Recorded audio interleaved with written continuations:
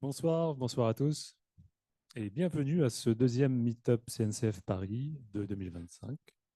Euh, je vais laisser la parole très rapidement à Emmanuel, qui est aussi co-organisateur du Meetup. Pour information pour les nouveaux venus, c'est un Meetup qui a été créé en 2000, ça remonte 2016. Et on essaie de faire ça assez régulièrement. Là, aujourd'hui, on va avoir le plaisir d'avoir un talk de Ubisoft avec Vincent et Louis sur Talos. Je ne vous donne pas plus d'informations. Voilà. Et ensuite, ce sera Thomas et Mathieu sur Cloud Native PG. Et je laisse la parole à Emmanuel. Ça marche. Donc, bonjour, je suis Emmanuel. Vous m'entendez correctement? Oui, c'est tout bon. Donc voilà, je voulais juste vous parler très rapidement de Miracle avant qu'on passe à la partie technique. Hop, je vais y arriver. Je vais poser le laptop ici. C'est un peu plus simple. Voilà, donc Miracle, c'est une entreprise qui a été créée en 2012. On est un des leaders mondiaux maintenant de toute la partie marketplace, sur la partie e-commerce. Il y a plus de 100 000 stores maintenant qui utilisent Miracle et on a un peu plus de 450, pardon, pas 1000, mais juste 450 clients dans le monde répartis dans de nombreux pays. Donc, on a annoncé aujourd'hui, par exemple, nos chiffres, ce qu'on appelle le Momentum Day, où on a annoncé une GMV, donc c'est un peu l'équivalent, on va dire, de la quantité d'argent qui passe par Miracle de plus 30%. Et puis, il y a eu aussi l'ARR qui a été annoncé à plus 15%. Donc, on est parmi les grandes licornes françaises. On est répartis dans pas mal de pays. Donc, la tech se concentre principalement en France et un petit peu sur Boston. Le reste va être essentiellement pour des aspects évidemment liés au business. Il y a de nombreux clients, comme je vous disais. Je pense que vous en connaissez la plupart d'ici, donc des très connus en France ou en Europe, Decathlon, Leroy Merlin, Carrefour, Castorama, etc. Des aussi très connus aux États-Unis comme Best Buy, Bloomingdale's ou ce genre de choses. Donc voilà, c'est vraiment une tendance forte, la marketplace maintenant. Donc, je vous parlais de la marketplace, qui est le produit historique de Miracle, ce qu'on va appeler un peu Miracle Platform. Il y a un produit aussi qui marche très fort, qui est la partie catalogue, qui a été dopé à l'IA, le petit panneau Miracle Catalogue Platform. Et plus récemment, d'autres produits ont été lancés. La partie Miracle Connect pour du coup permettre aux vendeurs tiers de s'onboarder plus facilement. Et la partie paiement avec Miracle Payout. Et le dernier produit qui a vraiment beaucoup décollé, c'est la partie Miracle Ads, avec tout ce qu'on appelle le retail media pour améliorer les recommandations, l'expérience utilisateur, du coup pour les plateformes.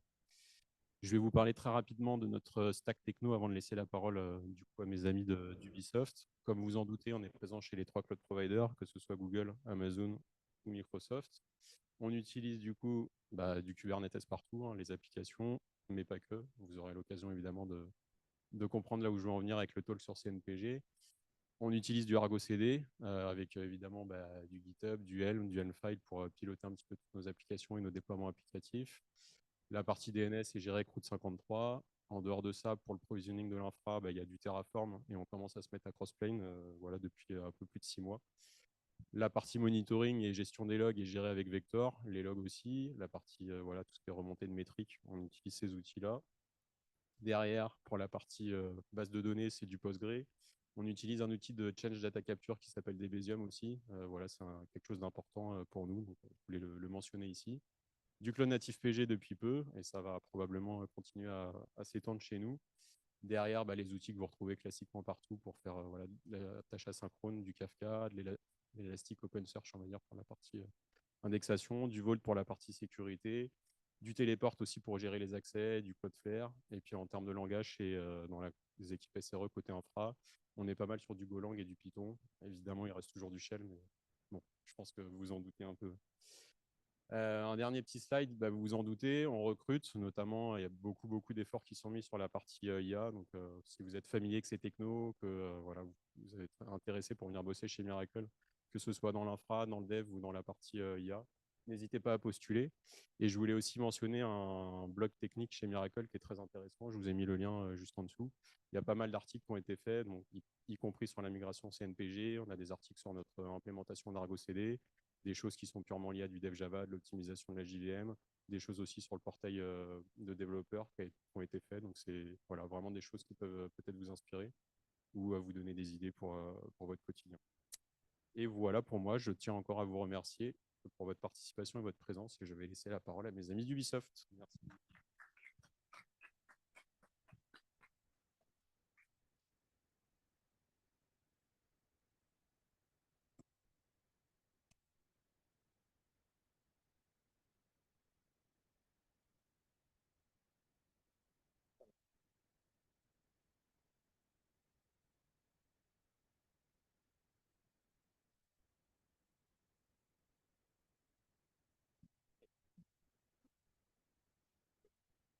Bonjour, ça marche.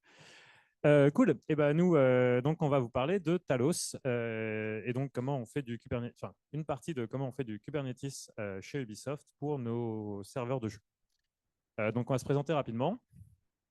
Donc Louis, je te laisse te présenter en premier rapidement. Oui, du coup, je suis développeur Go chez Ubi depuis bientôt 3 ans. Voilà, pas grand-chose d'autre. Avant, je suis passé au ministère des Armées et j'ai eu un coup de cœur pour tout ce qui est cloud là-bas. Donc, c'était un peu limité. Donc, je suis parti vers d'autres horizons, donc vers Ubi, et j'ai découvert Talos, dont on va vous parler. Je me demandais aussi d'où venait la coupe de cheveux, mais maintenant ça explique. La blague n'était pas du tout préparée. Et moi, je m'appelle Vincent. Pareil, je fais du Go, Cube depuis un moment, et je suis à peu près chez Ubisoft comme Louis depuis 3 ans à peu près. Et donc, on est venu avec un copain. Enfin, on devait venir avec un copain, Talos. Louis avait une mission, c'était de venir avec le CD de Talos, mais bon, raté, on l'a oublié. Donc, c'est une des rares distribs qui fournit encore des CD. Si jamais il y en a qui vont à la KubeCon, vous pouvez aller sur leur stand et ils vous fileront des mini CD. C'est rigolo. Un petit bout de contexte.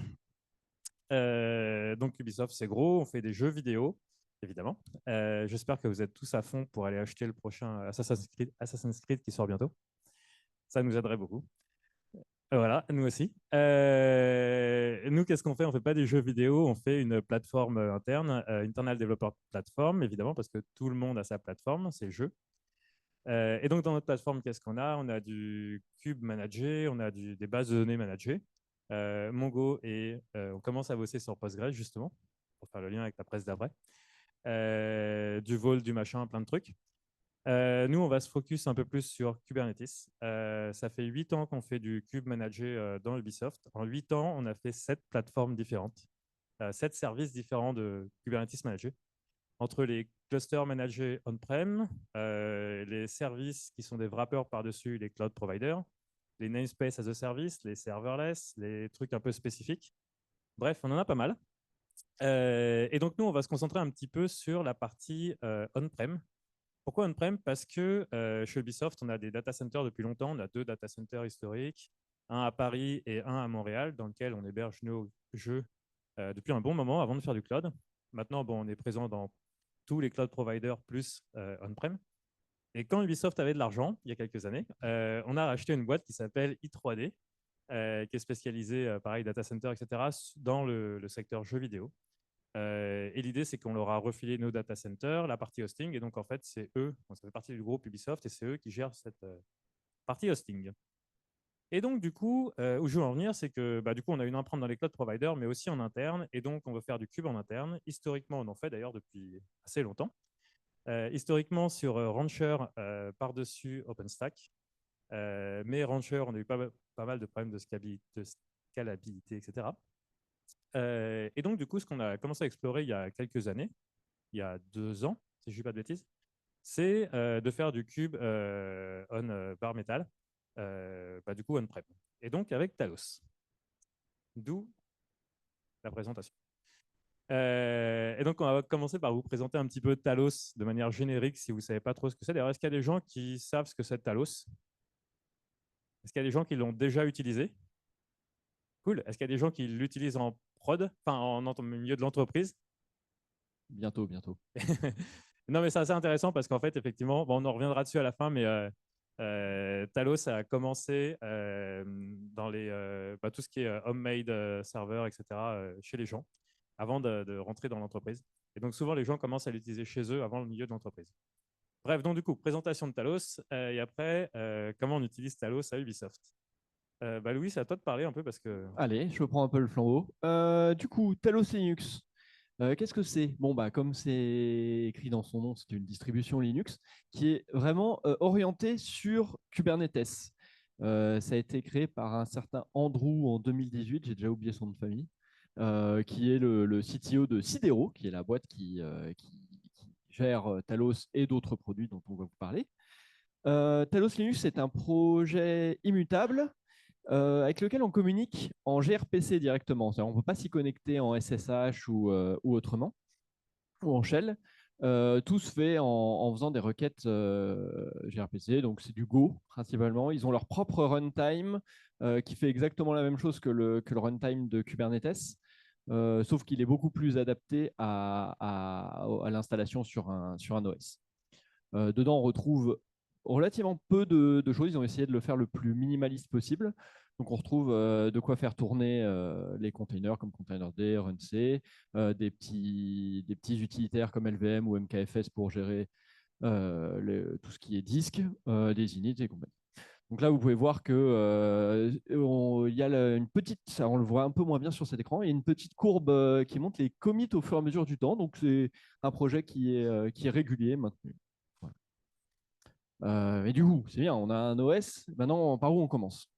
Eh bien, déjà, on va parler, comme c'est un OS immutable, il faut qu'on lui précise un petit peu des choses particulières à notre, par exemple, notre machine bare metal ou autre. Donc, on peut lui donner des kernels, des arguments de kernel, on peut lui donner des labels pour la machine si on en a besoin de plusieurs, des extensions aussi. Donc là, vous voyez en bas à gauche, c'est Intel Ice Firmware. Mais par exemple, moi, je fais partie de ces gens qui ont utilisé Talos dans leur Home Lab en premier, avant de l'utiliser dans un milieu professionnel. Et pour le connecter sur une de mes cartes GPU, j'ai dû du coup mettre l'extension NVIDIA correspondante pour installer les drivers sur le Talos. Une fois qu'on a fait ce petit YAML qui décrit tout ce dont on a besoin, ça va nous générer via un outil qui s'appelle la Factory Talos, qui est en ligne. On peut y accéder soit directement sur le web ou en REST API. Un schematic ID, donc c'est une espèce de hash qui va représenter les arguments qu'on lui a passés.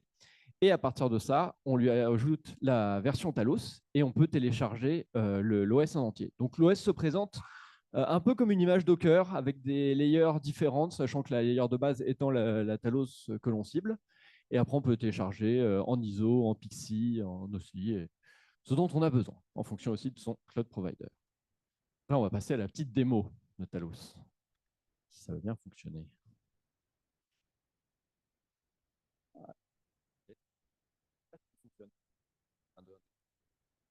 Bon, bah, je vais rester avec celui-là. Ou sinon, je te laisse. Un, deux. Ah, un. C'est bon. Il fonctionne. Voilà. Hop. Alors, donc on va commencer déjà par allumer une machine. Ça va être notre premier master. Donc, voilà.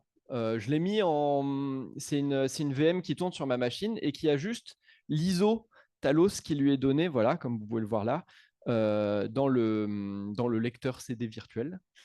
Donc on boot dessus. Voilà, c'est une distribution Linux tout à fait classique. Là, on peut voir que en fait, on va booter sur l'ISO, mais il ne va pas s'installer tout seul. Il va se mettre dans une espèce de mode qui s'appelle le mode maintenance, qu'on voit en haut à gauche dans Stage. Voilà. Et il va attendre en fait des instructions. Donc, qu'est-ce qu'on va faire nous? On va aller sur mon petit script. Donc déjà, on va prendre cette première commande. Alors, je vais peut-être augmenter la taille. Tac, tac, tac. Est-ce que c'est assez gros? Oui, parfait. Alors, donc on va commencer déjà par générer une configuration Talos qui va refléter notre futur cluster. Donc on utilise un CTL qui s'appelle Talos CTL. On va générer cette config avec l'IP de notre VM. Donc, voilà. Hop. Ça va générer les PKI et tokens. Donc ça crée trois fichiers. Un control plane.yaml qui va être utilisé pour générer les machines, enfin de configurer les machines control plane. Pareil pour le worker et la Talos config qu'on va utiliser après pour interagir avec ce fameux cluster. Pour éviter de le mettre à chaque fois dans chaque commande, on va l'exporter en variable d'environnement. Ensuite, étant donné que j'ai utilisé des VM, je n'ai pas un /dev/sda, mais un /dev/vda.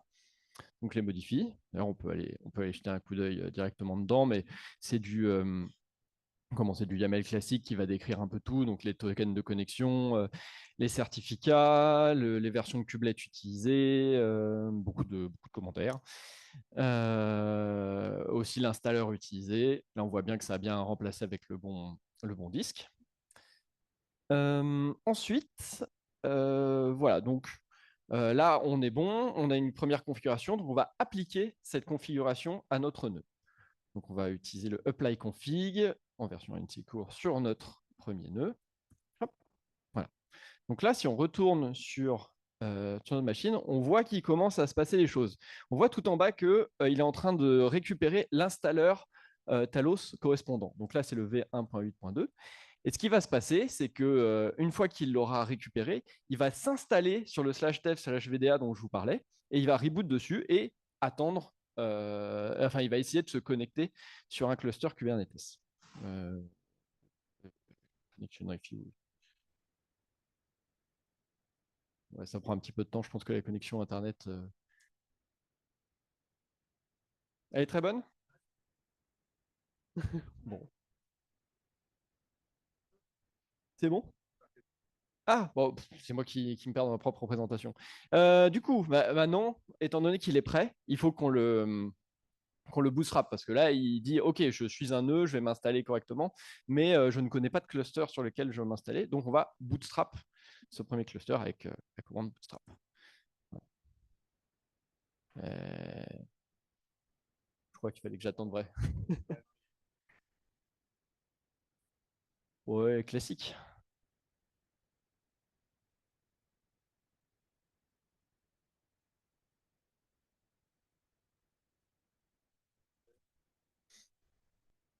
Ouais, c'est la bonne, hein. 192.168.164.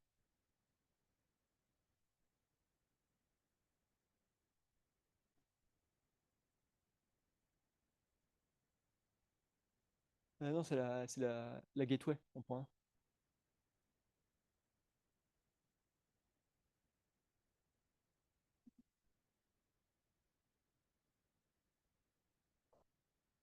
Oui, hop, le classique.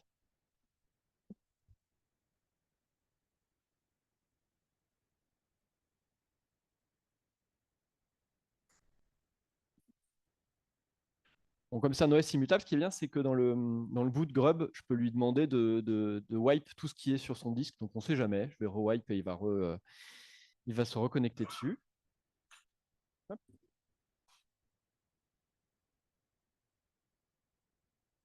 Voilà, donc on se retrouve à nouveau dans le mode maintenance. Je vais réappliquer la config au cas où. Voilà.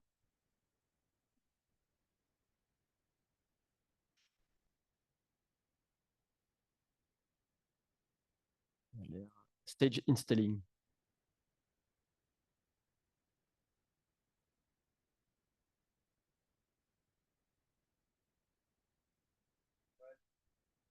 Un problème de DNS. Aïe, aïe, aïe, aïe. Aïe, aïe, aïe.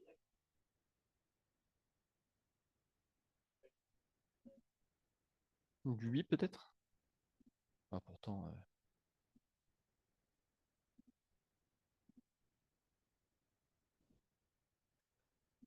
Attends.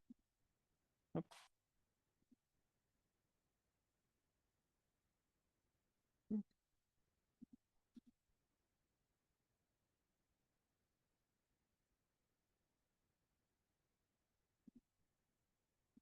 Bon, bah, les aléas du direct, hein, navré.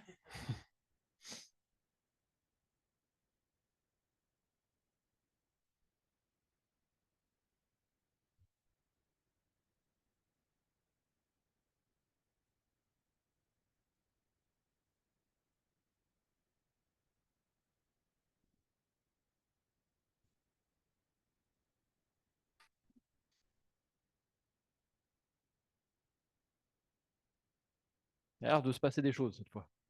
On a un DNS qui marche.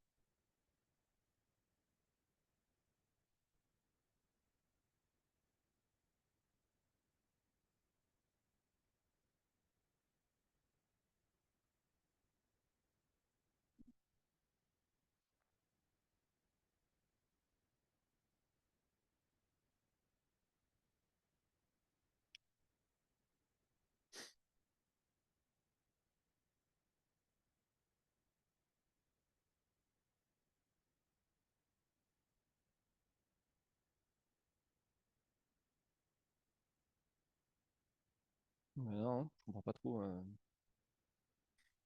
Est-ce que ce serait le disque? Ça me paraît très curieux quand même. Allez. Hop.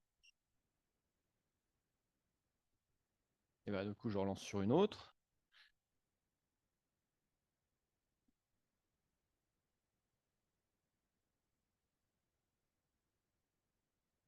Donc, toujours le mode maintenance, sauf que celle-ci, elle n'a pas la même IP, elle est en point 3. Donc, on va recommencer, mais en point 3. Tac.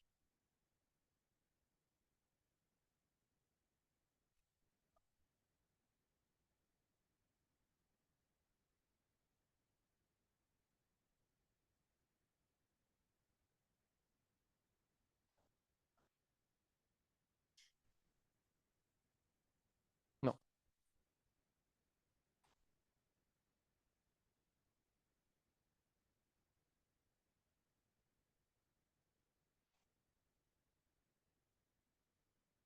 Bon, si ça marche pas, je vais continuer à faire semblant et vous allez imaginer que ça marche.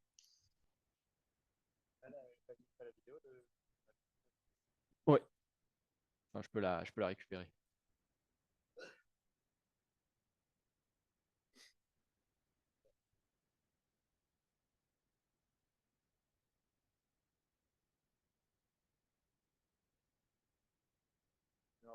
Ah ouais, non, je peux pas avoir les deux en même temps. Ouais. Et remets les slides. Ah non, je peux pas avoir les deux en même temps.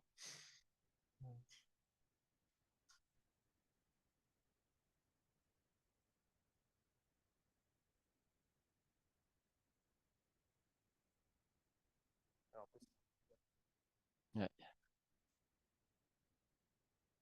On va faire quelque chose de pas très beau. C'est on avait quand même enregistré une démo, pas pour celle-là, mais on avait enregistré une démo, la vidéo pour un truc précédent qu'on avait fait. Donc on va quand même vous mettre un bout de démo en vidéo, histoire que vous ayez une idée de à quoi ça ressemble quand ça marche.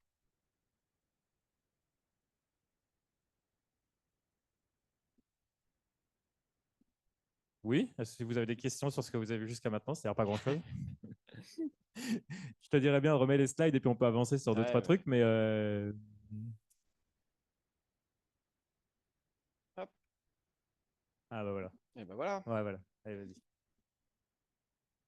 que tu veux faire la présentation parce que moi je l'ai.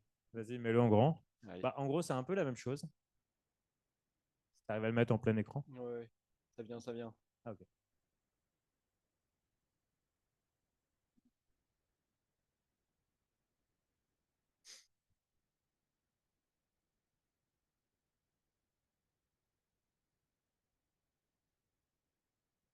On y est presque.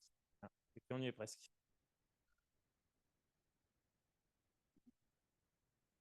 Et ça lit ou quoi? Ouais, ça lit. Ouais, ça clignote. Ok, donc là, c'est une vidéo préenregistrée. Ça devrait pas planter. Et donc, du coup, un peu la même idée. La machine est déjà prête. Il y a une IP pour un control plane et pour un node. Donc, du coup, le premier truc qu'on fait, c'est qu'on génère une config avec le CLI de Talos. Euh, donc, qui va générer les certificats, etc., pour pouvoir les appliquer sur les machines. Voilà, donc la même chose que ce que Louis a fait tout à l'heure.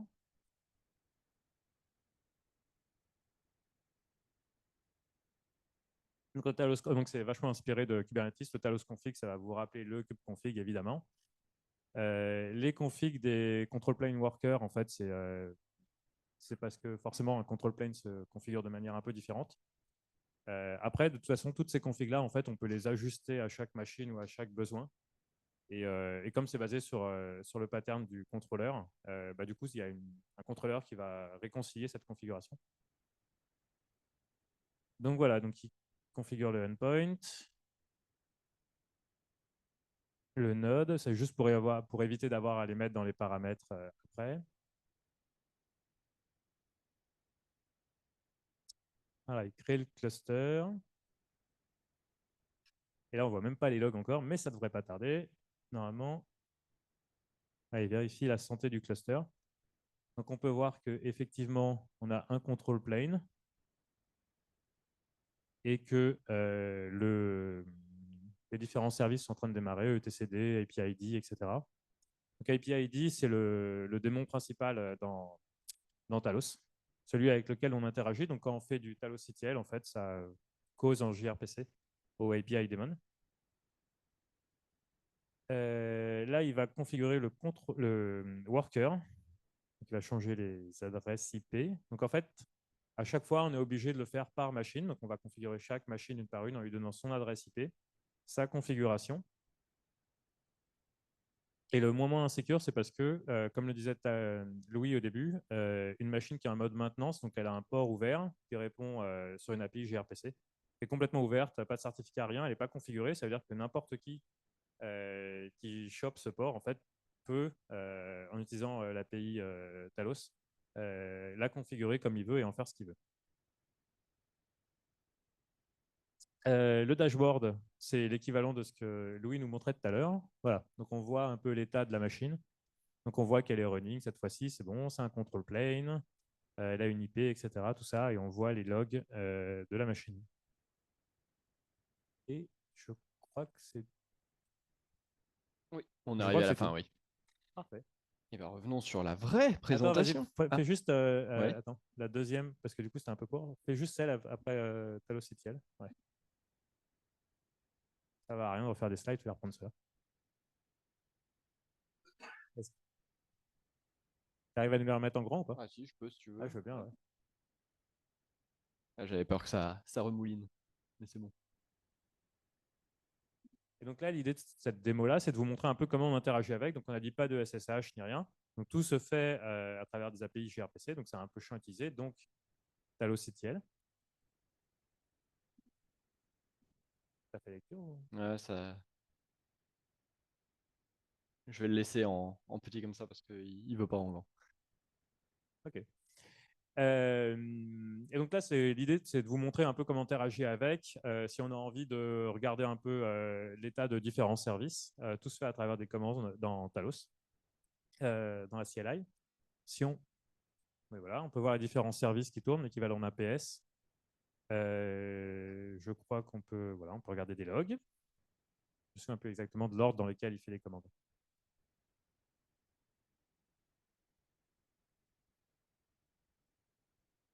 On peut lister des fichiers. Attention. Oh, magnifique, je suis trop fort. Voilà, donc rien de bien compliqué, c'est juste une manière différente de le faire, pas de SSH, on fait tout à travers une API gRPC. Alors, on peut regarder les points de montage, et il y a aussi une commande pour le faire, qui doit être la commande moons, si je ne dis pas de bêtises, de manière assez logique. Voilà.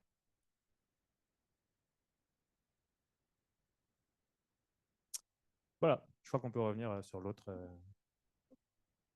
Finalement, pas la peine de s'embêter. Hein. Bah ouais. Et donc, du coup, c'est quoi les avantages de Talos? Le premier, c'est que c'est vraiment spécialisé dans Kubernetes. Donc, si vous voulez, de toute façon, vous vous en servirez pas pour faire autre chose. Donc, si vous voulez faire du kube,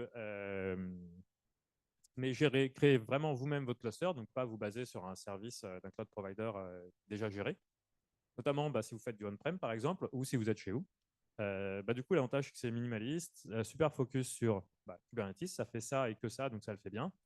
C'est super à jour sur les versions de Cube.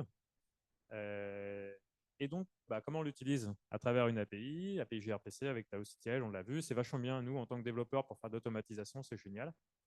Tout est basé sur de la config, avec de la réconciliation, etc. C'est un système immuable. Ça veut dire que quand, par exemple, vous allez faire une upgrade de Talos, en fait, ce qu'il va faire, c'est qu'il va réinstaller la nouvelle version dans une autre partition qu'il appelle B, qu'ils appellent A et B, mais vraiment.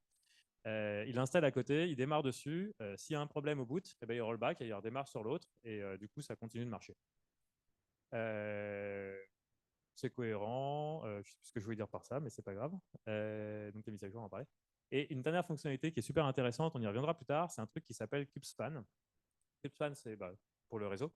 C'est par-dessus WireGuard. Donc, je ne sais pas s'il y en a qui connaissent WireGuard ou pas. Ouais. En gros, c'est une connexion sécurisée, notamment si vous avez des machines qui sont dans différents data centers, par exemple.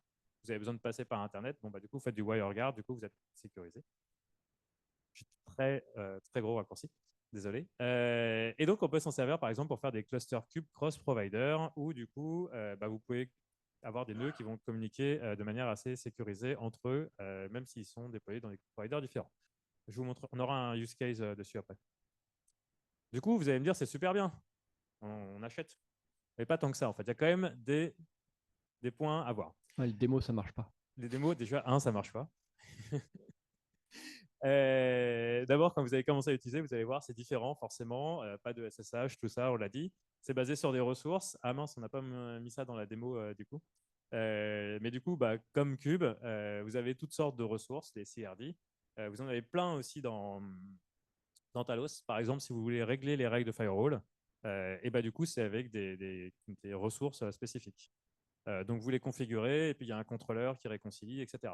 Donc, si vous voulez voir l'état, vous allez regarder l'état de vos ressources. Donc, forcément, si vous êtes habitué à faire du cube, ça va aller assez bien. Si vous êtes habitué à faire de l'admin Linux, c'est perturbant parce qu'il faut regarder des ressources et voir leur état changer. Et voilà. Donc, ça peut être perturbant. Le mode maintenance, on en a parlé, c'est quand vous démarrez Talos au démarrage, du coup, il est en mode non sécurisé. N'importe qui accède, il ne faut pas le laisser ouvert sur Internet. N'importe qui accède, il peut le configurer et en faire ce qu'il veut. Donc, vous avez intérêt à le configurer assez vite.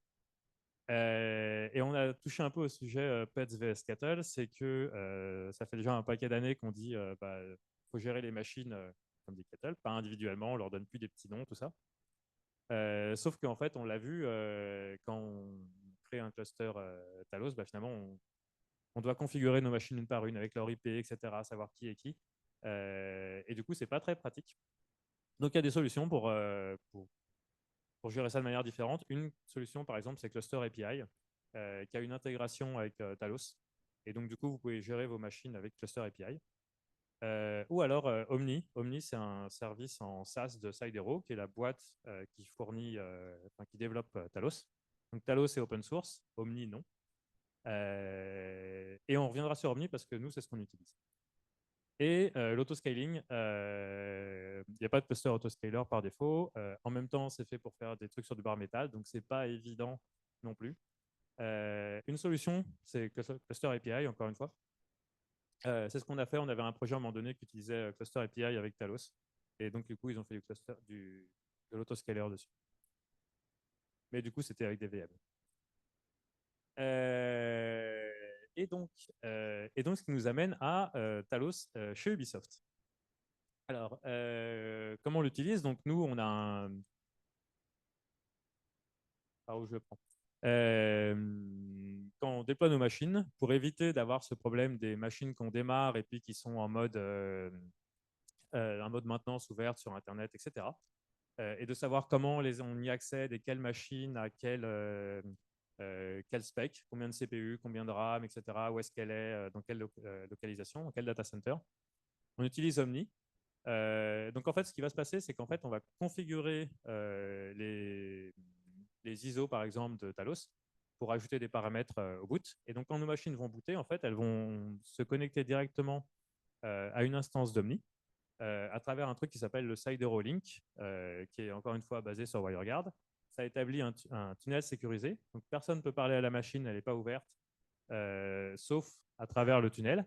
Et nous, en tant que développeurs, du coup, on a des API gRPC pour parler à Omni. Et après, Omni peut configurer les machines. Donc, en fait, on envoie nos commandes Talos à Omni et Omni les forward de bonnes machines. Et ils ont une logique de label, etc., qui nous permet, du coup, d'aller parler à des machines sans savoir quel est son nom, quel est son IP, etc. On dit, par exemple, je veux une machine avec, je sais pas, 8 CPU. Et puis, il va en prendre une qui a 8 CPU. Et puis, voilà. Donc, pour nous, c'est vachement plus facile. Et donc, voilà, on va avoir une petite démo, je pense. J'espère qu'elle va marcher cette fois-ci, d'Omni. Normalement, là, ça devrait être bon. À part s'il me demande le VPN. Et dans ce cas-là, il y aura encore un interlude. Non, ça a l'air d'être bon. Alors, du coup, voilà comment se présente Omni, donc la version web. On peut voir les machines que l'on a. Donc, par exemple, voilà, il y a toute une liste. Elles sont toutes labellisées. Je vais peut-être agrandir un peu. Voilà, bon là c'est très grand. Voilà, donc on peut voir par exemple que celle-ci, la VM France Centrale Azure, comme son nom l'indique, elle est sur une plateforme Azure, elle a 4 cœurs, 16 Go de RAM. On le voit aussi en dessous. Nous, on les a labellisés, mais on peut les afficher directement comme ça. Voilà, là, c'est un peu, on peut les voir individuellement. Mais après, du coup, on peut créer directement des clusters. Donc là, on a déjà 2 clusters qui Tu existent peux déjà. juste remontrer Ouais. les machines classe. Ah, les machines classes. Voilà. Après, on peut faire des groupes de types de machines. Donc là, par exemple, CP Large, Azure, Canada Central, qui est du coup évidemment des machines qui vont être considérées pour des control planes dans la zone Canada, avec évidemment beaucoup plus de capacité qu'un CP classique. Voilà, des éphémérales pour les spots instances et compagnie. Donc on peut vraiment gérer comme ça en mode cattle. Hein, Clique dessus. clique dessus.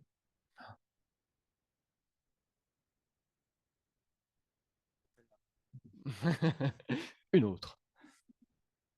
Toujours pas. Faudrait qu'on fasse le Ouais, en ménage, fait, non? tu t'es mis sur. Mais c'est pas grave, c'est l'instance d'intégration, donc du coup, il n'y a pas, y a pas toutes les. Mais c'est pas très grave, vas-y, continue, reste sur les clusters. Hop. Non, non, mais. Et voilà. En Et donc gros, là, on l'idée, voit c'est que c'est juste un nom auquel on attache des sélecteurs, comme dans Kubernetes pour accéder aux ressources, des labels sélecteurs. Et donc, du coup, après, ça a sélectionné les machines en fonction de ces labels sélecteurs. Donc, ouais, comme tu disais, on a toutes les specs de la machine qui sont accessibles à travers des labels sélecteurs. voilà. Donc quand on tourne sur les clusters, on peut créer du coup son propre cluster. Bon, on peut l'utiliser avec OmniCTL ou notre propre logiciel comme on le verra plus tard. Donc, on peut créer un cluster name. On peut appeler mon super cluster, mettre une version de Talos en particulier qui nous intéresse. Et surtout, là, ce qui nous intéresse plus, la version de Cube particulière. On peut même ajouter des config patch pour préciser des trucs spécialement pour le cluster. On a des features particulières de disk encryption, des choses comme ça. Et après, on peut choisir du coup les control planes et les workers. Donc, on peut choisir par machine class. Donc, on peut lui dire, voilà, au lieu de prendre Alexis 3D, on peut prendre CP Large Azure Canada et lui dire, allez, on t'en met 3 ou 4.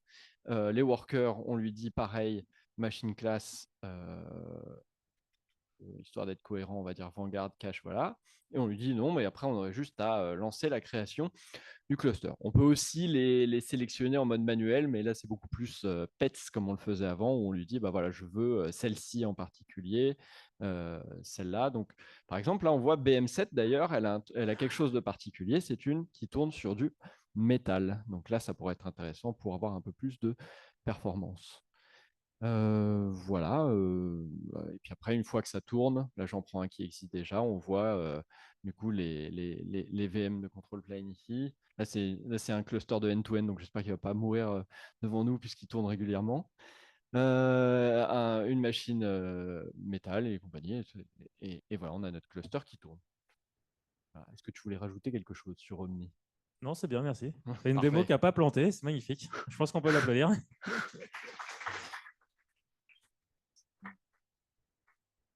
Et du coup, pour revenir un peu à notre use case de serveur de jeu à Ubisoft, juste une petite slide pour revenir sur c'est quoi un serveur de jeu. Quand vous allez jouer, le premier truc que vous allez faire quand vous allez vous connecter, c'est que vous allez vous connecter à un service en fait qui va décider sur quel serveur vous assignez en fonction de votre localisation, de votre console. En fonction du jeu, il y a des règles spécifiques. Est-ce que vous êtes bon, pas bon, machin, tout ça, j'en sais rien. Je ne suis pas joueur, hein. Une fois que c'est fait, ça va vous assigner à un serveur et vous allez communiquer dessus directement en UDP. Et tout dedans, en gros, c'est un gros monolithe. On n'est pas du tout dans l'écosystème cloud native. Il n'y a pas de base de données, de communication, de microservices, rien du tout. Toute votre session de jeu, du coup, ça passe tout en UDP en direct sur la machine, pas de load balancer, rien. Et donc, du coup, finalement, c'était assez facile à déployer avant. On déployait du Windows ou du Linux dans nos data centers. On mettait l'IP de la machine avec, il y avait des ports, tu tapes sur tel port, etc. Et donc, après, ça roule.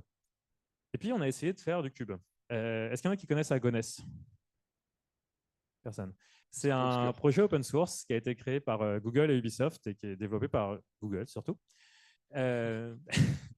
Et en gros, c'est un opérateur Cube pour déployer des game servers dans Cube.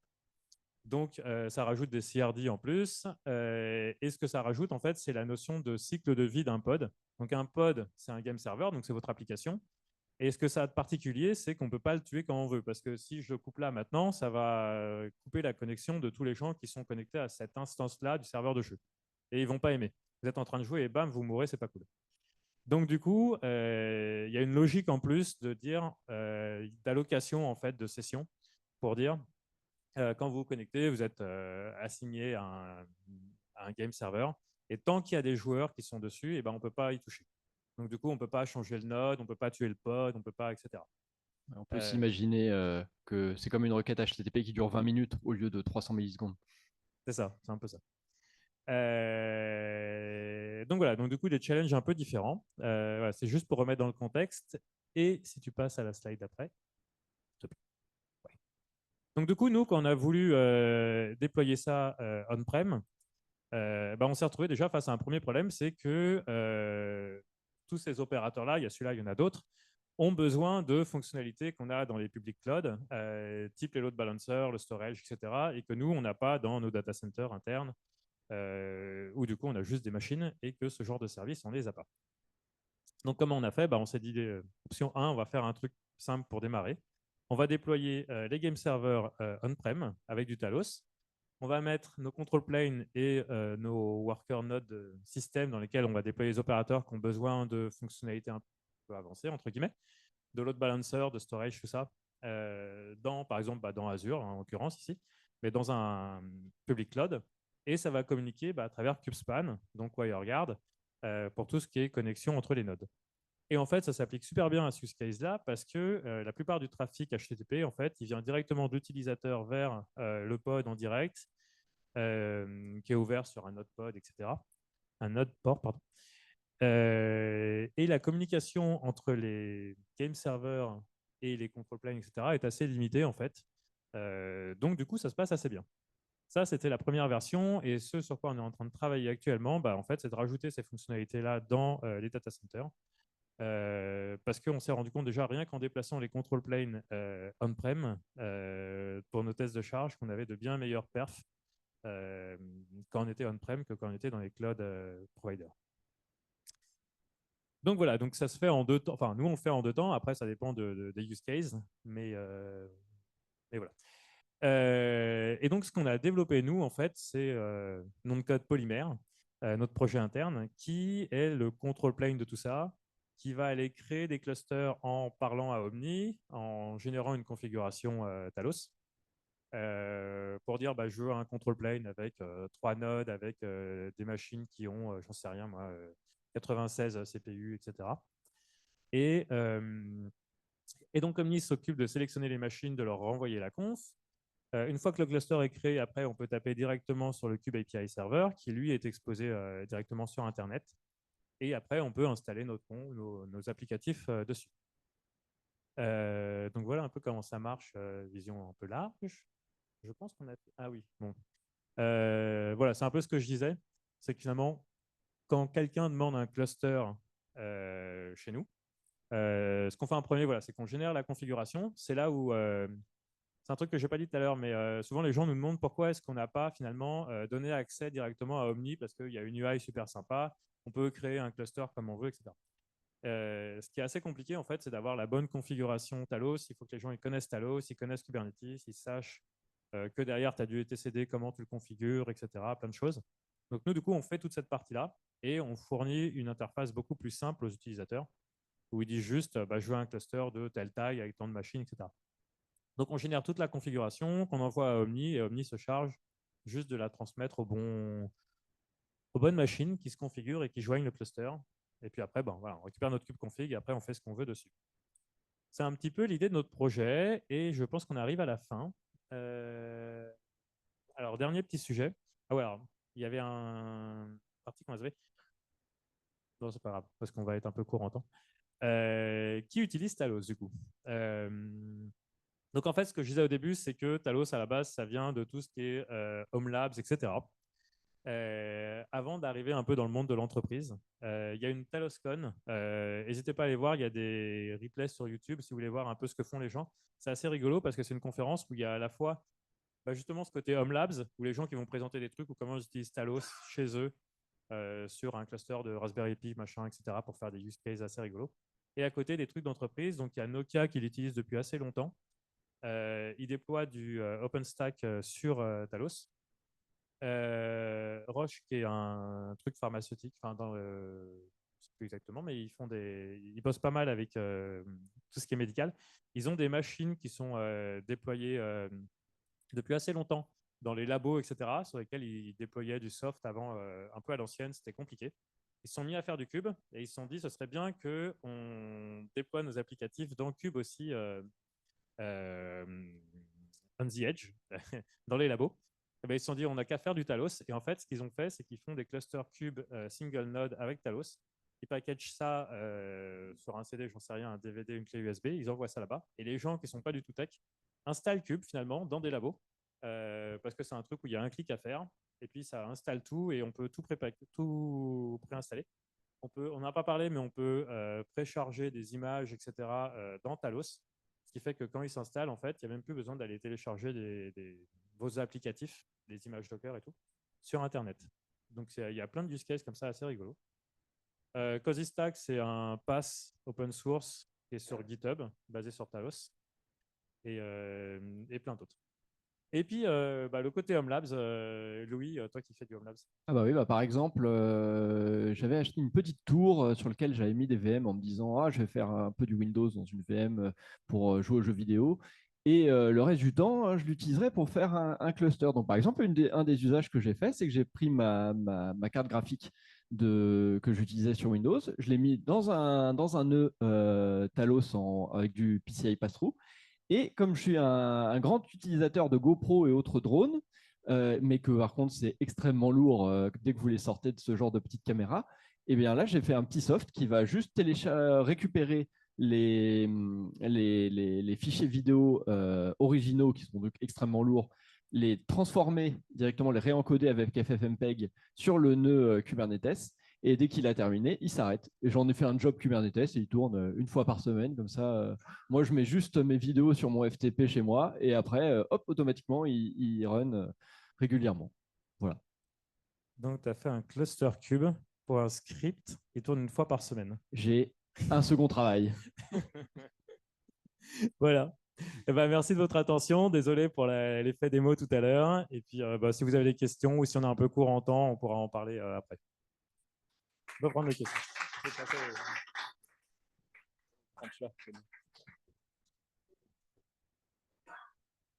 Je vais commencer du coup. Pour la mise à jour des certificats, ça se passe comment sur Talos? C'est une bonne question. Je pense qu'il y a une commande pour le faire, en fait, à mon avis, et qu'il le gère. Mais c'est une bonne question, effectivement. Et l'abstraction que vous donnez aux développeurs, là, c'est un contrôleur typiquement avec un YAML ou comment ça se passe pour Notre service? Oui. C'est une API gRPC, en fait. Donc, les gens, enfin, pareil, il y a une CLI et puis les gens utilisent avec. Ouais.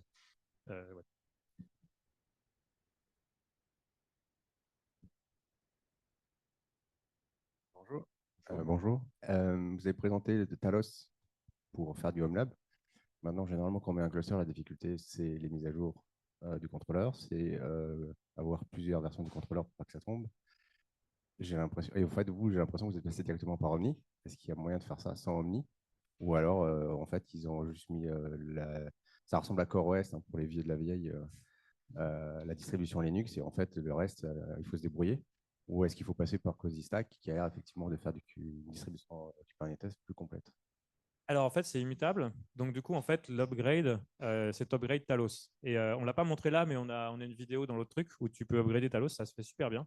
En fait, c'est ce que je disais tout à l'heure, c'est qu'il réinstalle la nouvelle version dans une partition à côté et il va rebooter dessus. Et en fait, par défaut, alors pas c'est configurable, mais par défaut, il va wiper le disque. C'est-à-dire qu'il va complètement virer le node du cluster. Il redémarre from scratch. Et donc, du coup, tu peux upgrader tes nodes comme ça, un par un. Mais en fait, tu upgrades tout. Tu upgrades tout l'OS. Tu le sors du cluster. Enfin, le contrôleur est dans c'est ton OS, en fait, c'est le PID 1. Et en fait, du coup, tu réinstalles tout. Je ne sais pas si… Ça a répondu bien à ta question? Non, pas vraiment. On en reparlera après si tu veux. Et nous, après, dans notre use case, en fait, on a un use case assez particulier où finalement, on ne fait pas d'upgrade de. Alors après, ça applique plus à Cube, mais on ne fait pas d'upgrade de Cube pour ces clusters-là de game server parce que en fait, il y a un framework par-dessus. Il y a une autre équipe qui a développé un outil qui installe Agoness, etc. Et en fait, eux, leur stratégie, c'est de dire on n'upgrade pas les clusters Cube, on en recrée des nouveaux. Donc en fait, un jeu ne va pas être déployé sur un cluster Cube, mais sur plusieurs, parce qu'il y en aura dans plusieurs régions et dans plusieurs cloud providers. Donc il y en a on-prem, il y en a chez Azure, chez GCP, etc. Et donc quand ils veulent faire des upgrades de version, ils recréent un nouveau cluster à côté, ils réinstallent, et comme tout est stateless, finalement, ce n'est pas gênant. Alors, dernière question, s'il y en a une. Merci. Au final, quand vous rachetez une nouvelle machine en data center, c'est quoi les opérations à faire pour bootstrap vraiment le serveur une fois que tu l'as déballé, quoi?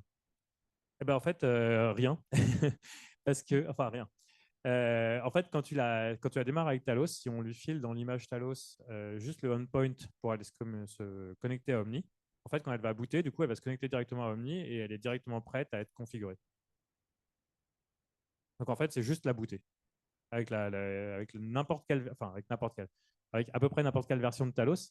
Parce que finalement, en plus, quand tu vas la configurer, tu peux lui spécifier quelle version de Talos tu vas installer pour ton cluster. Donc, du coup, il va redémarrer sur une bonne version, sur la version que tu veux. Oui, oui. Pardon. Alors en fait, mais même i3D, en fait, là, ce qu'on utilise, c'est que i3D nous a fourni une API finalement. Donc en fait, nous, on attaque ces machines-là avec une API pour leur dire de booter sur tel OS, etc. Mais derrière, c'est du PXE. Ouais.